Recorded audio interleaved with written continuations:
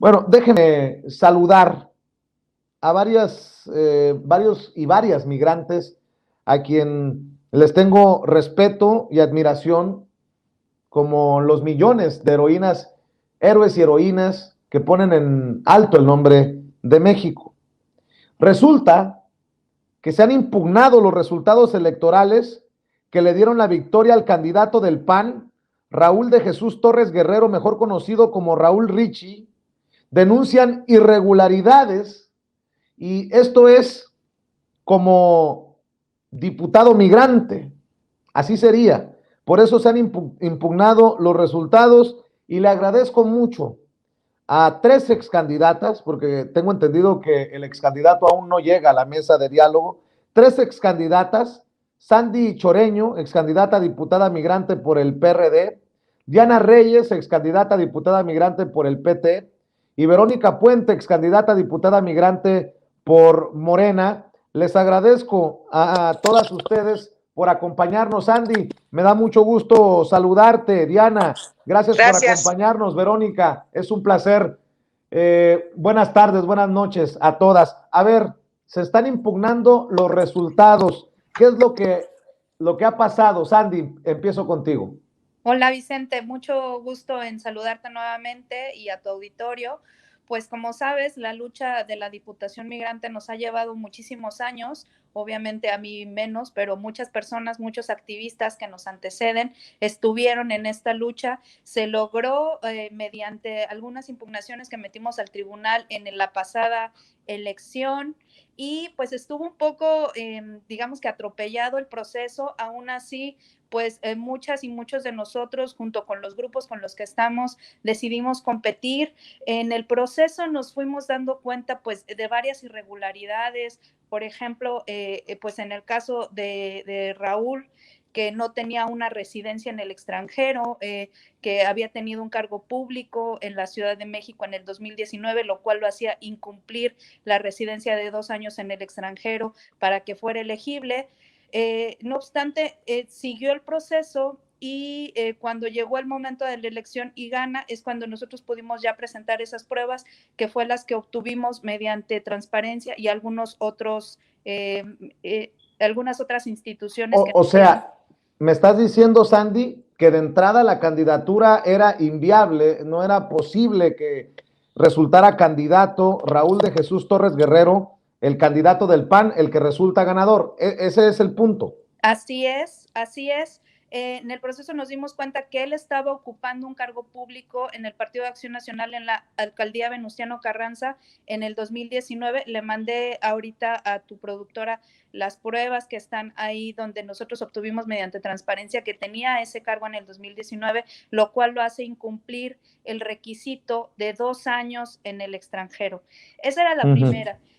También, pues, por ejemplo, vimos en el proceso que a nosotros nos fueron muy enfáticos desde el Instituto Electoral de la Ciudad de México que no podíamos hacer campaña en el extranjero, que no se puede hacer videos muy editados, que no podíamos hacer ciertas cosas porque estamos radicando en el extranjero.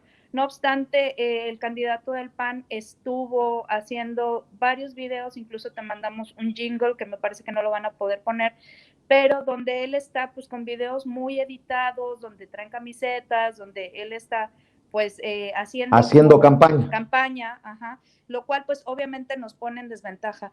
Claro. Lo que más nos preocupa a nosotros, Vicente, es que una persona como Raúl, que tiene estas ligas con grupos antimigrantes, porque él incluso se dice votante de Trump, estuvo en los mítines de Frena, donde él abiertamente se dice que es seguidor de estas personas que son antimigrantes, pues sí nos genera muchísimo ruido, ¿no? Claro. Siempre que pensamos que se nos usa a los migrantes para obtener estos cargos y me parece que este sería el caso. Nosotras metimos una impugnación y el Instituto Electoral la recibió. Estamos esperando que nos pidan las pruebas, pero sí es necesario para nosotros decirle al público quién es este personaje y por qué nosotros nos oponemos a que esta persona pues se diga representar a los migrantes. La compañera de Morena presentó otra impugnación que seguramente ya ahorita te dirá, Claro. Pero por diferentes lugares nos fuimos dando cuenta pues de que esta persona no puede representarnos. A ver, déjame preguntarte, Verónica Puente, ¿una segunda impugnación, dice Sandy? Así es. Nosotros presentamos una impugnación también por la inelegibilidad del candidato, ¿no? Después de ver los resultados en las urnas, anteriormente en tu programa ya había yo hablado de que podría ser que vía el voto electrónico, donde no hay certeza, pues pudieran estar presentándose irregularidades y pues eso sucedió. Y lo único que pudimos hacer es buscar, digo, en un principio nosotros no desconfiamos del instituto ni de las autoridades y pensábamos que todos teníamos cancha pareja y no fue el caso, ¿no?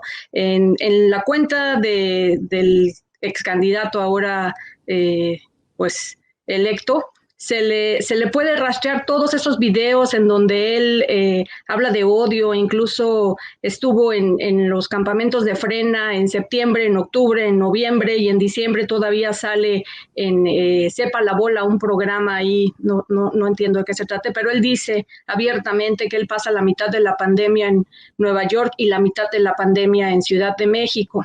Entonces ahí es donde nos estamos dando cuenta que pues el candidato también tiene estos vínculos en donde se le exige también que sea residente en Ciudad de México. Claro. Entonces, una persona no puede ser residente y esto es más que nada por los migrantes. Las y los migrantes merecemos respeto. Esta es una figura, como bien te dije, era algo raro porque no estaba bien establecido, ¿no? Estaban votando por plurinominales, cosa que pues en realidad nunca se había hecho. Y eso nos lastima como migrantes porque no creemos que merezcamos esto y tampoco creemos que pues la legislatura tenga un candidato que se roba la elección, que no pertenece a la comunidad migrante y que tampoco nos representa, ¿no? Desde ahorita te decimos, no nos representa.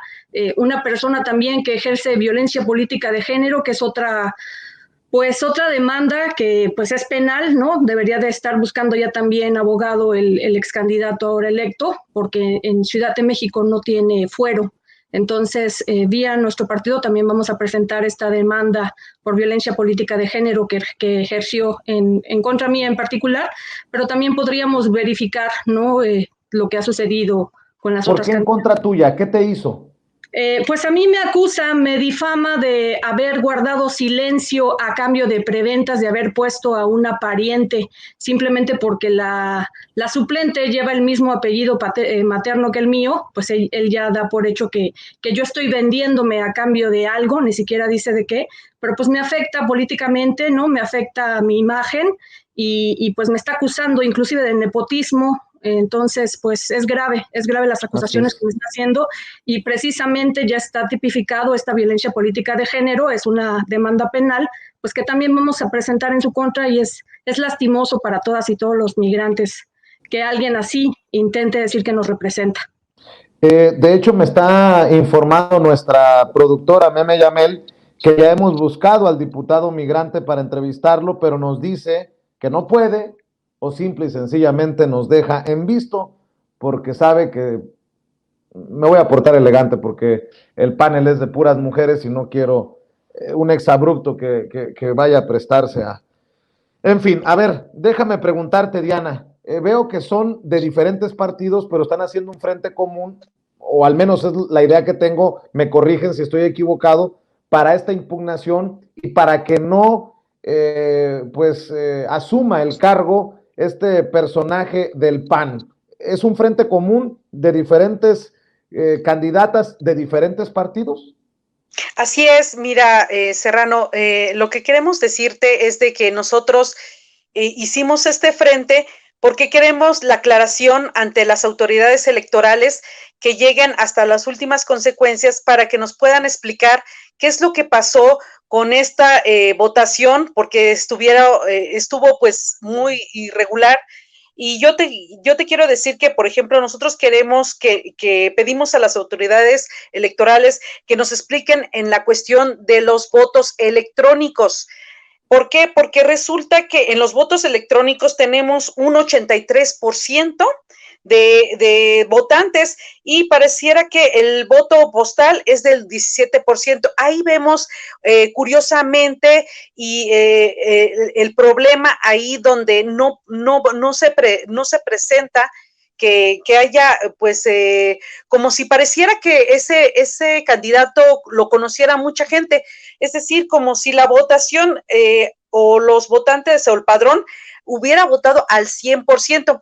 Casualmente, el partido Acción Nacional, y eso en la Ciudad de México se vio, y por eso lo queremos denotar, que creo que es como una circunstancia que pasó en la Ciudad de México con Margarita Zavala en la casilla de la 4983, lo que es ubicada en el Paseo de la Reforma, que es Reforma 2233, donde ahí también se ubica como el 90.43%, es decir, que la gente sale a votar como si estuvieran, pues, quisieran votar por ellos, por Acción Nacional. Entonces pareciera que hay un voto masivo por el partido de Acción Nacional y eso es como sospechoso, lo vemos así de entrada. Cuando vimos los resultados no los aceptamos porque pensamos que aquí hubo un problema de inclusive, y eso es que no lo podemos sustentar porque es una hipótesis, pero sí lo podemos decir que si esto, es decir, si las autoridades electorales no nos responden ante estas cuestiones que nosotros estamos presentando, esta demanda, esta impugnación, y no nos responde, estaremos pensando que ellos están a la par de estas violaciones. Déjame ayudarte. ¿Ustedes piensan que hubo fraude? Yo, y lo digo personalmente, sí hubo ese fraude por la capacidad que hubo de los votantes electrónicamente. Ahí está la sospecha. Hay muchos cuestionamientos en torno al INE. Yo les pregunto, con la autoridad electoral correspondiente, ¿se le puede creer a la autoridad electoral correspondiente? Pues que lo sostenga, Yo le pido que las autoridades electorales lo sostengan y por eso estamos pidiendo que ellos abran en la cuestión de los votos electrónicos, que nos expliquen cómo llegó y de dónde llegaron esos votantes, de qué parte de Estados Unidos y de todo el mundo llegaron esos votos electrónicos. Hasta entonces podemos decir que fue una elección limpia. Si no, podemos decir que no es una elección limpia. Pues yo nada más voy a decir, para darle la palabra a cada una de ustedes para que cierre con una reflexión. Me lleva la chingada, perdón por decirlo así, tantos años viviendo en Estados Unidos, luchando desde mi trinchera para que puedan ser votados los migrantes, para que podamos votar como nos merecemos y no ser tratados como ciudadanos de segunda clase, para que me digan, con mucho respeto, y no porque sea panista, pero que me digan que es un seguidor de Frena, un personaje que apoya el movimiento Frena del desquiciado esquizofrénico de Gilberto Lozano y que además no cumple con los requisitos. Por eso digo, me lleva la tiznada.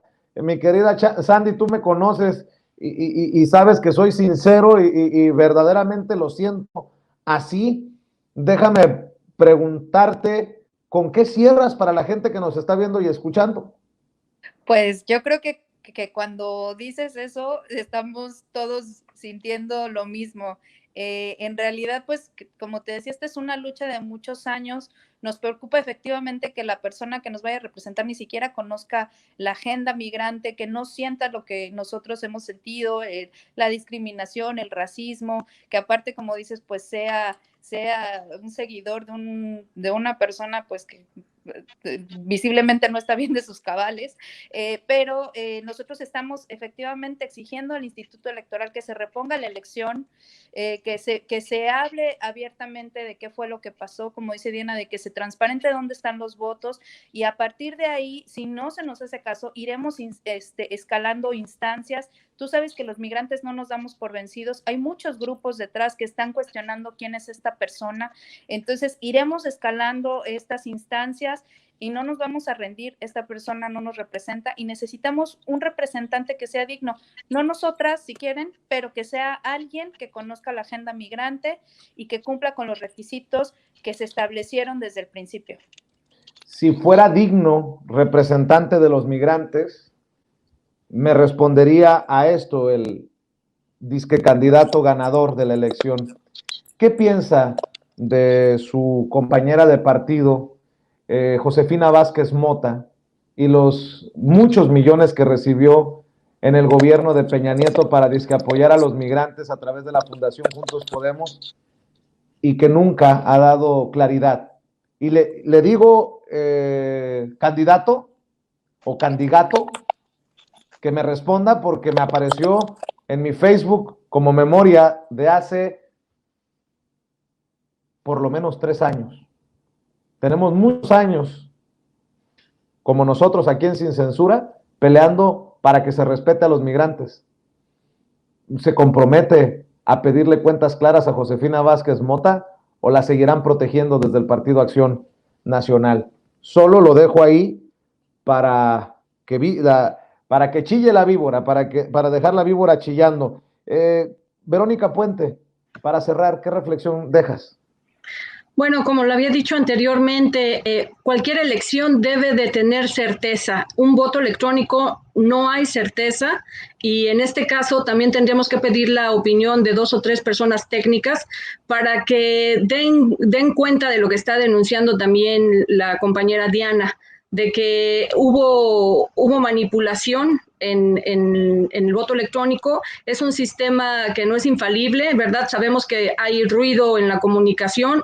Queremos creer que el ruido se dio después de la comunicación y no antes, porque eso sería pues justamente un fraude electoral, y tenemos constancia de algo que sucedió anteriormente en Chiapas en 2015, cuando ya estando la persona electa como diputado o diputada migrante, pues la Fiscalía encontró que los votos habían salido desde México y no desde el extranjero. Nosotros insistimos en el padrón para saber en dónde se encontraban las personas, no para comunicarnos con ellos o ellas. También queremos creer que no hubo ninguna otra agrupación política que les estuvo ayudando para hacer estas votaciones. Como bien lo digo, no hay certeza de que detrás de cada voto haya habido una persona. Entonces, eso da para anular esta elección, para reponerla, y para que así también nosotras y nosotros aquí en el extranjero podamos estar votando desde el consulado para 2022 y 2024, sobre todo que esto es un ensayo de lo que puede pasar en el 2024 y debemos de tenerlo desde ya. Y por decencia debería de tener el candidato y renunciar. Esto es todo. Gracias. Diana Reyes, ¿con qué cierras tú? Sí, yo le comenté al candidato Raúl Torres, le dije, el que nada debe, nada teme, y le comenté que si nos pudiera apoyar para que se esclareciera esos votos electrónicos y que nos ayudara ante las instituciones electorales para que nos puedan comprobar de dónde provienen todos esos votos, y así pueda darnos la certeza de que es un candidato íntegro. Y si no, pues entonces lo que yo solamente puedo pronosticar de aquí a 3 años es de que esto es un preámbulo a lo que el Partido Acción Nacional y unos compinches, que es avalado por la familia Zavala, pueda en el 2024 hacer esto, pero a gran escala, es decir, un fraude a gran escala. Y yo desde ahorita de antemano lo estoy anteponiendo. Por eso es importante ahorita que las instituciones electorales se pongan a trabajar y que den la certeza en esta cuestión de la cuestión electoral para los del exterior, para nuestros migrantes, porque nosotros queremos un diputado digno. Muy bien, pues Sandy, Diana, Verónica, les agradezco mucho por estar en Sin Censura y nos vemos pronto. Muchas gracias, buenas tardes, buenas noches.